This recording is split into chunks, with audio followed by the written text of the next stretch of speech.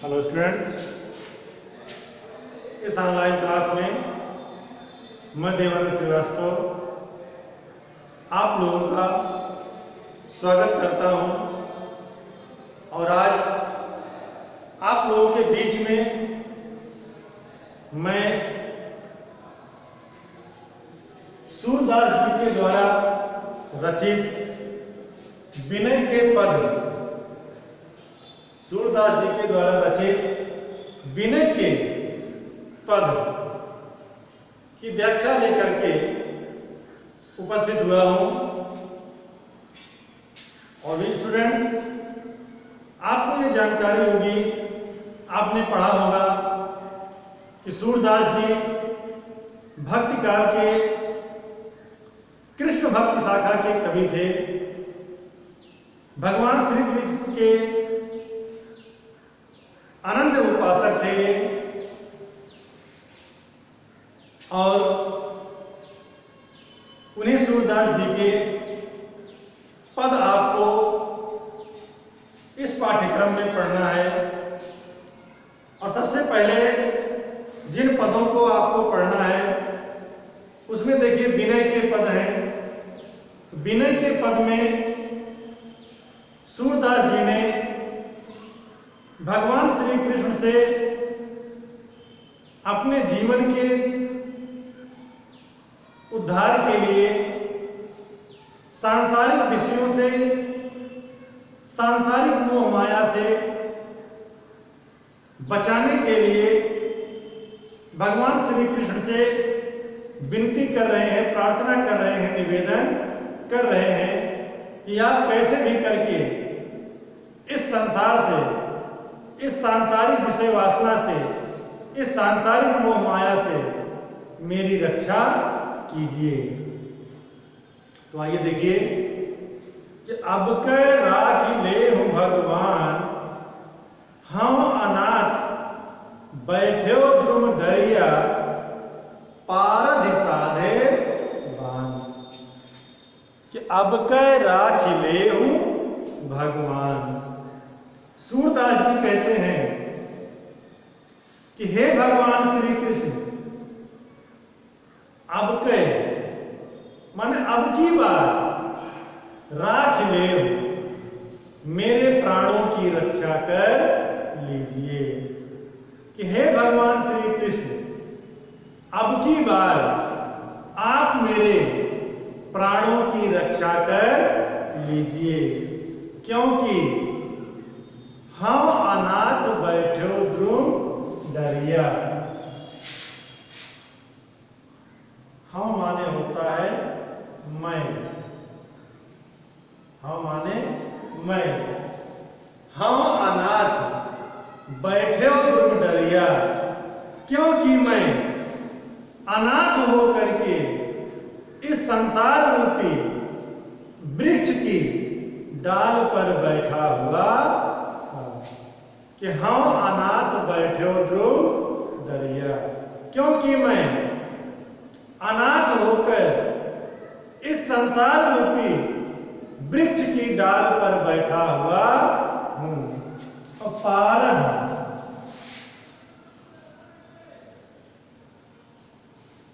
पारध माने होता है शिकारी। पारधि साधे बान। और सांसारिक विषय वासना रूपी शिकारी मेरे ऊपर अपना बाण साधे हुए है। कि अब कै राख ले हूं भगवान। सूरदास जी कहते हैं कि कबूतर रूपी जीव, कबूतर रूपी आत्मा जीव भगवान श्री कृष्ण से प्रार्थना करता है कि हे भगवान श्री कृष्ण, अब की बार आप मेरे प्राणों की रक्षा कर लीजिए, क्योंकि मैं अनाथ होकर इस संसार रूपी वृक्ष की डाल पर बैठा हुआ हूं। और पारधि साधे बान, और सांसारिक विषय वासना रूपी शिकारी मेरे ऊपर बाण साधे हुए है, और ताके डर मैं भाज्यो चाहत। अगर मैं इस शिकारी के डर से भागना चाहता हूं, अर्थात जो सांसारिक विषय वासना रूपी शिकारी है, अगर मैं इससे भागना चाहता हूं तो ऊपर ढुक्यो सचान, ढुक्यो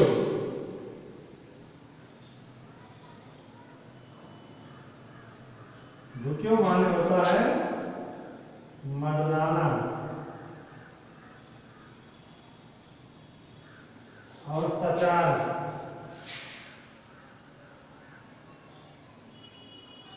सचान माने होता है बाज, बाज पक्षी। अगर मैं इस सांसारिक विषय वासना रूपी शिकारी से भागना चाहता हूं तो ऊपर ढुक्यो सचान, तो मेरे ऊपर काल रूपी सचान बाज पक्षी मंडरा रहा है। माने अगर मैं इस शिकारी से, जो कि सांसारिक विषय वासना रूपी शिकारी मुझ पर अपना बाण साधे हुए है, अगर इससे मैं भागना चाहता हूं तो मेरे ऊपर काल रूपी मृत्यु रूपी बाज मंडरा रहा है। कि कभी भी मृत्यु मुझे अपना ग्रास बना सकती है। तो ताके डर मैं भाज्यो चाहत, अगर उसके डर से मैं भागना चाहता हूं तो ऊपर ढुक्यो सचान, तो मेरे ऊपर बाज पक्षी, जो कि मृत्यु रूपी बाज पक्षी है, वो मंडरा रहा है। और दुहु भांति दुख भयो आन यह कौन उबारे प्राण। अब देखिए कबूतर रूपी जो जीव है उसके लिए दोनों प्रकार का दुख है। अगर इस संसार रूपी डाल पर बैठा रहता है तो सांसारिक विषय वासना रूपी शिकारी उसे अपना शिकार बना लेगा, और अगर उड़ जाएगा तो मृत्यु बाज रूपी मृत्यु उसे अपना ग्रास बना लेगी।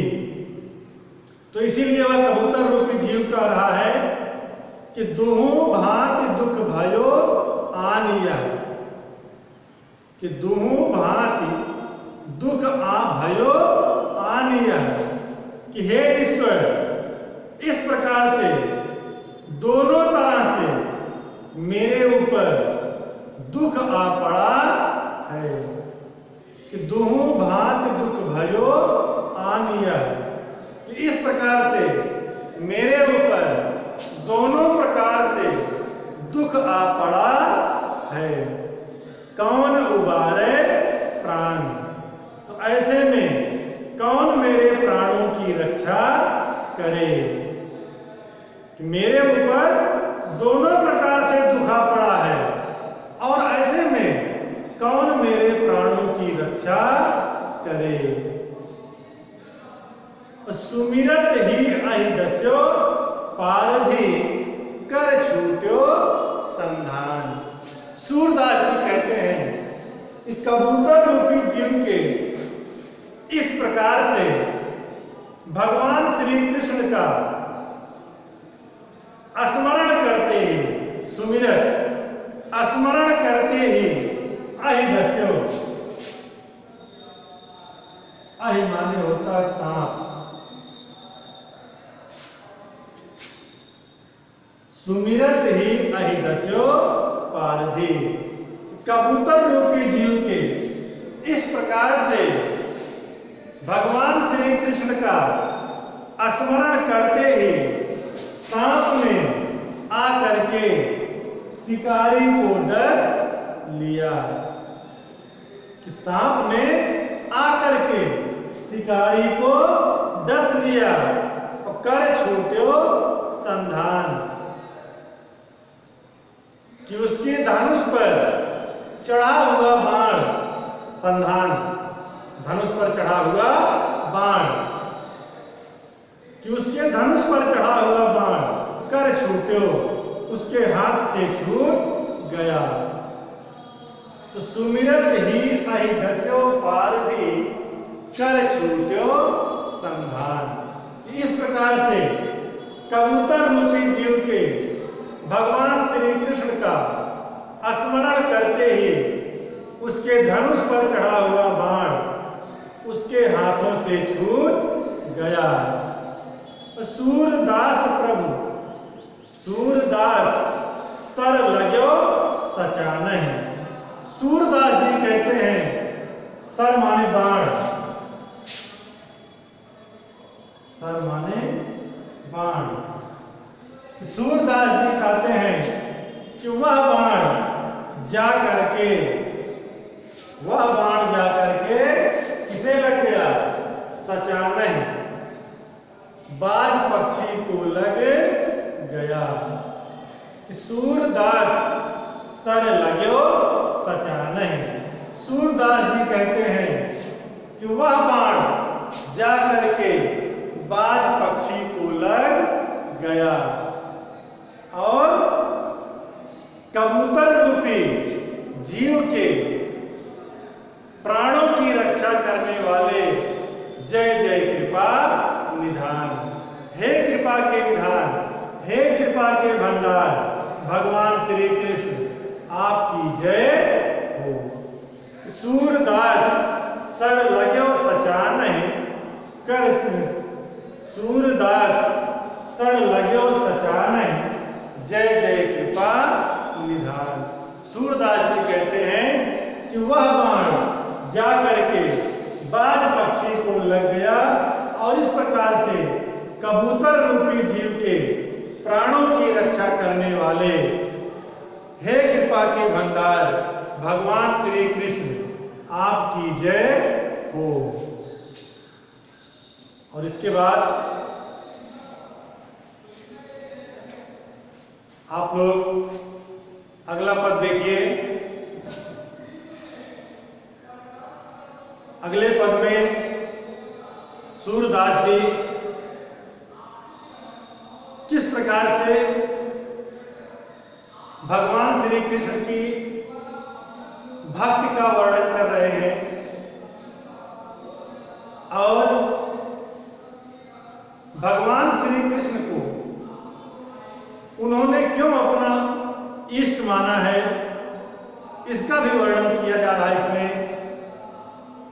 और भगवान श्री कृष्ण के अतिरिक्त दूसरे किसी देवता की उपासना सूरदास जी को क्यों अच्छी नहीं लगी, इसका भी कारण सूरदास जी इस पद में बता रहे हैं कि मैंने भगवान श्री कृष्ण की भक्ति को क्यों अपनाया है। तो आइए देखते हैं कि मेरो मन अनंत कहाँ सुख पावे।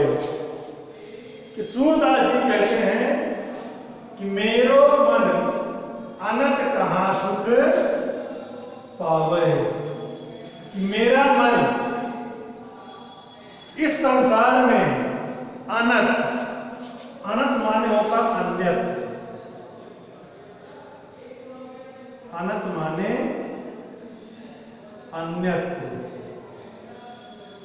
कि मेरो मन अनंत कहाँ सुख पावे। कि मेरा मन अन्यत्र कहाँ सुख पा सकता है।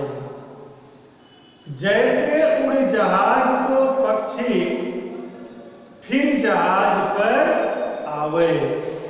कि जैसे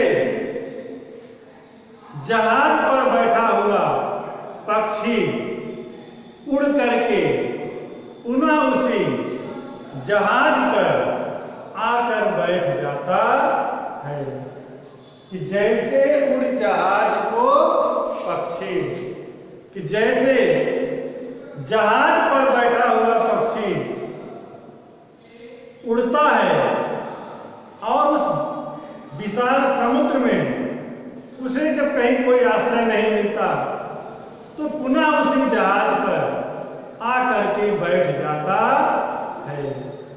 उसी प्रकार से मेरा मन भी।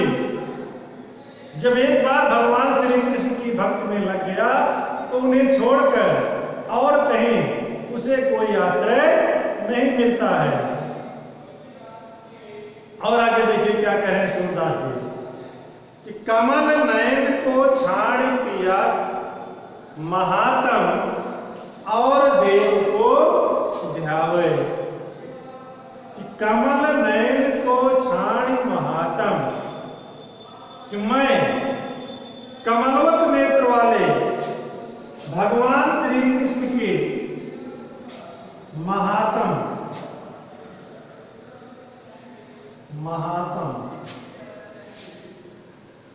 महिमा या महत्व, कि मैं उस कमलवत नेत्र वाले भगवान श्री कृष्ण के महत्व को, महिमा को छोड़ करके और किस देवता की उपासना करूं और किस देवता का ध्यान करूं। कि कमल नयन को छाड़ महात्म और देव को ध्यावे। कि मैं उस कमलवत नेत्र वाले भगवान श्री कृष्ण की महिमा को छोड़कर और किस देवता का ध्यान करूं। और आगे देखिए कि परम गंग को छाड़ पियासो दुर्मति कूप खनावे।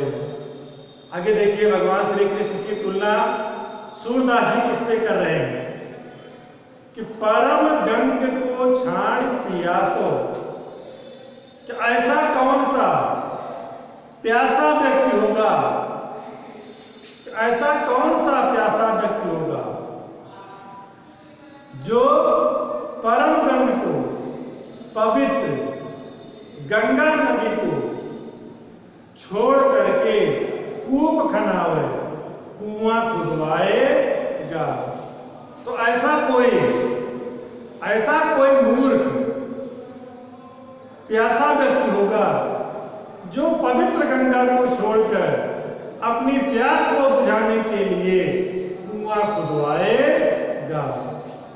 तो ऐसा कोई मूर्ख प्यासा व्यक्ति होगा जो अपनी प्यास को मिटाने के लिए पवित्र गंगा को छोड़कर कुआं खुदवाएगा।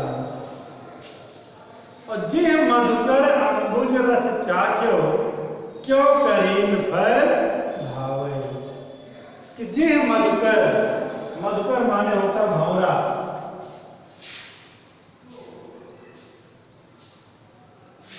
मधुकर माने भंवरा। कि जी मधुकर अंबुज रस चाख्यो, कि जिस भंवरे में अंबुज,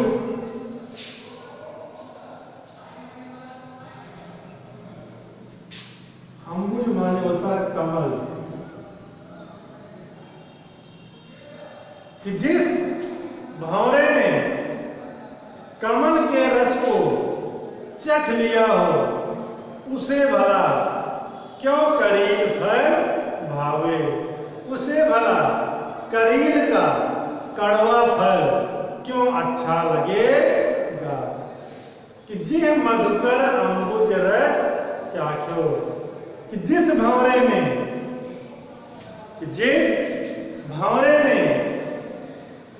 मधुर कमल के रस को चख लिया हो उसे भला करील का कड़वा फल क्यों अच्छा लगेगा। यानी जिसने एक बार भगवान श्री कृष्ण की मधुर कमल रस के समान भक्ति का पान कर लिया हो उसे दूसरे किसी देवता की भक्ति, दूसरे किसी ईश्वर की भक्ति में आनंद की प्राप्ति नहीं होगी। सूरदास प्रभु काम धेनु तज छेरी कौन दुहावे। कि सूरदास जी कहते हैं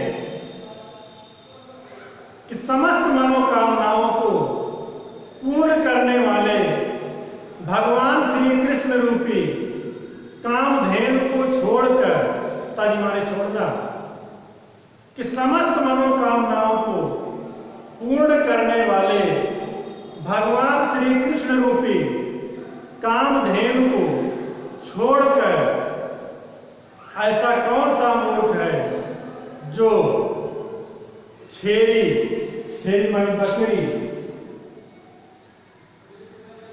छेरी बकरी,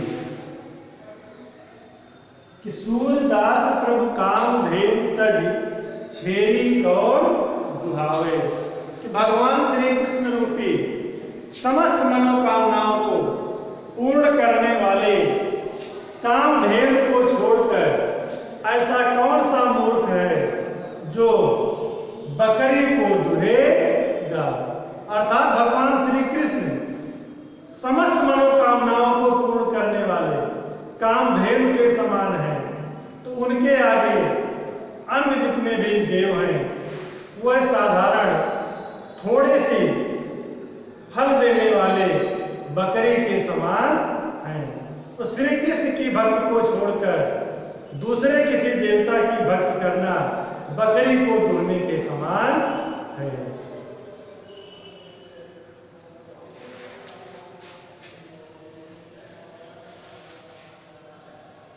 और अब सूरदास जी के विनय के पद के पश्चात अब आप लोगों को अपने पाठ्यक्रम में दिए गए वात्सल्य के एक पद का अध्ययन करना है।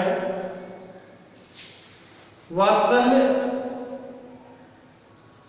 जिसके बारे में आपको पता भी होगा, एक रस है जहां पर माता और पुत्र के प्रेम का वर्णन किया गया हो, वहां वात्सल्य का प्रयोग किया जाता है। और इस वात्सल्य में सूरदास जी ने भगवान श्री कृष्ण की बाल लीलाओं का वर्णन किए हैं और उनकी बाल लीलाओं से माता यशोदा को मिलने वाले, नंद जी को मिलने वाले सुखों का वर्णन किया गया है। देखिए यहां पर जो वात्सल्य का शीर्षक दिया है, इसमें श्री कृष्ण के बाल्यावस्था के सौंदर्य का वर्णन सूरदास जी ने किया है और किस प्रकार से, देखिए आगे, कि हर जो की बाल छन कहां वरण। सूरदास जी कहते हैं कि मैं हर जो की भगवान श्री कृष्ण की बाल छन, बाल्यावस्था के सौंदर्य का वर्णन करता हूं, कि मैं भगवान श्री कृष्ण की बाल्यावस्था के सौंदर्य का वर्णन करता हूं। सकल सुख की सीम। अब यहां पर देखिए भगवान श्री कृष्ण के बाल्यावस्था के सौंदर्य का वर्णन किस प्रकार से सूरदास जी ने किया है, कि सकल सुख की सीम, कि भगवान श्री कृष्ण के बाल्यावस्था का सौंदर्य, सकल माने होता है संपूर्ण, सकल संपूर्ण, और सीम, सीम माने सीमा, कि भगवान श्री कृष्ण के बाल्यावस्था का सौंदर्य संपूर्ण सुखों की सीमा है और कोटि मनोज शोभा हरण। कोटि माने होता है करोड़, करोड़ों,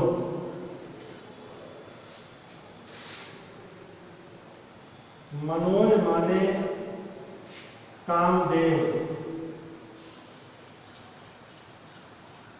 जिन्हें सबसे सुंदर माना जाता है। तो भगवान श्री कृष्ण के बाल्यावस्था का सौंदर्य संपूर्ण सुखों की सीमा है और करोड़ों कामदेव के सौंदर्य को भी हरने वाला है। भगवान श्री कृष्ण के बाल्यावस्था का सौंदर्य संपूर्ण सुखों की सीमा है और करोड़ों कामदेवों के सौंदर्य को भी हरने वाला है। भुज भुजंग सरोज नयननि बदन विधुजित ललन। भुज भुजंग, अब देखिए उनके अंगों की सुंदरता का वर्णन कर रहे हैं कि भुज भुजंग, उनकी भुजाएं भुजंग को, सांपों को, सरोज नयनन, उनके नेत्र कमल को, और बदन विधुजित ललन, और उनके मुख विधु चंद्रमा को भी जित ललन, ललन में लड़ाई, ललन लड़ाई, कि भगवान श्री कृष्ण की भुजाएं सांप को, नेत्र कमल को, और मुख चंद्रमा को समता की लड़ाई में हरण जीतने वाला है। भगवान श्री कृष्ण की भुजाएं सांपों को, अर्थात उनकी भुजाएं जितनी सुंदर हैं, जैसे कि मानो बलशाली सांप हो, उनके नेत्र इतने सुंदर हों, जैसे कमल हो, उनका मुखमंडल इतना सुंदर है कि मानो चंद्रमा हो। तो भगवान श्री कृष्ण की भुजाएं सांपों को, नेत्र कमल को, और मुखमंडल चंद्रमा को समता के युद्ध में, समता की लड़ाई में जीतने वाला है। रहे विवरण सलिल नभ उपमा अपर धुरी डरन। इसीलिए भगवान श्री कृष्ण की सुंदरता से डर करके रहे विवरण, रहे विवरण, सांप बिल में रहने लगे, कमल जल में रहने लगे, और चंद्रमा आकाश में छिप गया। उपमा अपर धुरी डरन, और अन्य उपमाएं उनके सौंदर्य के डर के कारण दूर ही रहने लगी। मंजु मेचक मृदुल तनु अनुहरत भूषण भरन। मंजु मेचक मृदुल तनु, मंजु माने सुंदर, और मेचक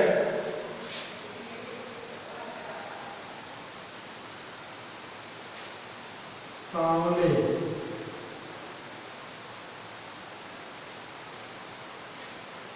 मंजु मेचक मृदुल तनु अनुहरत भूषण भरन। भगवान श्री कृष्ण अपने सुंदर, सांवले और कोमल शरीर के अनुरूप अपने शरीर पर आभूषण धारण किए हुए हैं, और मनो सुभग श्रृंगार शिशु करी हरो अद्भुत हरण। और भगवान श्री कृष्ण के आभूषणों से युक्त शरीर को देखकर ऐसा लगता है कि मानो कोई सुंदर छोटा सा श्रृंगार का वृक्ष अद्भुत फलों से युक्त हो गया है। आभूषणों से युक्त सांवला और सुंदर शरीर इस प्रकार से दिखाई दे रहा है कि मानो कोई छोटा सा श्रृंगार का वृक्ष अद्भुत फलों से युक्त हो गया है। और चलत पद प्रतिबिंब मन आंगन गुटुरवनि करण। भगवान श्री कृष्ण जब नंद जी के मणियों और रत्नों से युक्त आंगन में घुटनों के बल चलते हैं तो उनके हथेलियों और पैरों का प्रतिबिंब उन मणियों में इस प्रकार से दिखाई देता है कि चलत पद प्रतिबिंब मन आंगन घुटुरवनि करच। घुटनों के बल चलते हुए श्री कृष्ण के हथेलियों का प्रतिबिंब नंद जी के आंगन में लगी हुई मणियों में जब पड़ता है तो ऐसा प्रतीत होता है मानो जलज संपुट सुभग छवि धर लेत उर जन धरन। कि मानो धरन पृथ्वी जलज संपुट कमल कोश के सौंदर्य को अपने हृदय में भर रही है। देखिए ऐसा इसलिए कहा गया है क्योंकि श्री कृष्ण की जो हथेलियां हैं वह कमलवत हैं और जब उनके कमलवत हथेलियों का प्रतिबिंब मणियों के प्रतिबिंब में पड़ रहा है तो ऐसा लग रहा है कि मानो पृथ्वी अपने हृदय में कमल को ही समेट रही है, कमल को ही अपने हृदय में भर लेना चाह रही है। तो जलज संपुट सुभग छवि भर लेत जनु धरन। कि भगवान श्री कृष्ण के हथेलियों का प्रतिबिंब आंगन में लगी हुई मणियों में इस प्रकार से पड़ रहा है कि मानो पृथ्वी कमल कोश के सौंदर्य को अपने हृदय में भर लेना चाह रही। पुण्य फल अनुभवति सुतहि बिलोक कै नंद घरन। नंद घरन अर्थात नंद जी की पत्नी यशोदा जी सुतहि बिलोक अपने पुत्र को देखकर पुण्य फल अनुभव अपने पुण्य फलों का अनुभव कर रही।